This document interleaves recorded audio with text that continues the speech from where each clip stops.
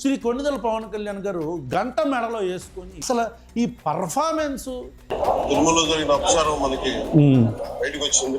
ఇది ఒక ప్రభుత్వాన్ని నిందించడానికో దీని మీద రాజకీయ లబ్ధి పొందడానికో అసలు సమస్య లేదు. రాజకీయ లబ్ధి పొందటానికే అక్కడికి వెళ్ళింది.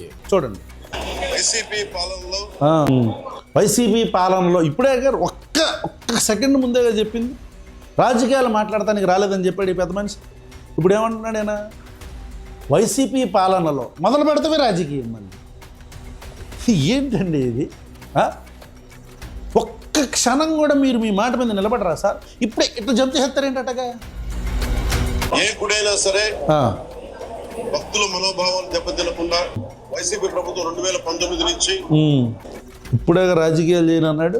చూడండి మొత్తం లేస్తే వైసీపీ నోట్లోంచి లేస్తే వైసీపీ వస్తుంది. రాజకీయం చేయని చెప్పాడు ఈ పెద్ద మనిషి ఇప్పుడే ఒక్క సెకండ్ ముందే. మళ్ళీ చూడండి అది మన నిబద్ధత, మాట మీద నిలబడి మీద ఎందుకు అయ్యింది పెద్ద మాట. శ్రీవాణి ట్రస్ట్ అని పేరు పెట్టి అలాగే వైసీపీ పాలనలో మళ్ళీ వైసీపీ పాలనలో ఒక్క నిమిషం ముందు మాట్లాడింది చూడండి. 2 నిమిషాల్లో ఇప్పుడు మొదలుపెట్టి వీడియో 2 నిమిషాలు అయింది. ఈ 2 నిమిషాల్లో వైసీపీ అని 5 సార్లు అన్నాడు ఆయన. అంతకుముందు రాజకీయం మాట్లాడను నేను అంటున్నాడు.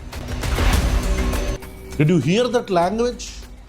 చూడండి మెల్లిగా వైసీపీ అని చెప్పని అది మెల్లిగా అట్లా ఇంజెక్ట్ చేస్తున్నాడు. చేసి మెల్లిగా దాన్ని తీసుకెళ్ళి రాముల వారి విగ్రహం తల నరికేస్తే పశువుకు సంబంధించిన కొవ్వు అంట. పశువు కొవ్వు కలిసిందని తెలిసి తెలవకుండా మాట్లాడుతున్న మాటలు విన్నారా ఆంధ్రప్రదేశ్ ప్రజలు? చూడండి ఈ లాంగ్వేజ్ అర్థం చేసుకోండి. ఇతనికి ఆ రోజుకి ఏం జరిగిందో తెలియదు. మరి ఎందుకు మాట్లాడుతున్నాం వైసీపీ వాళ్ళు అని చెప్పని?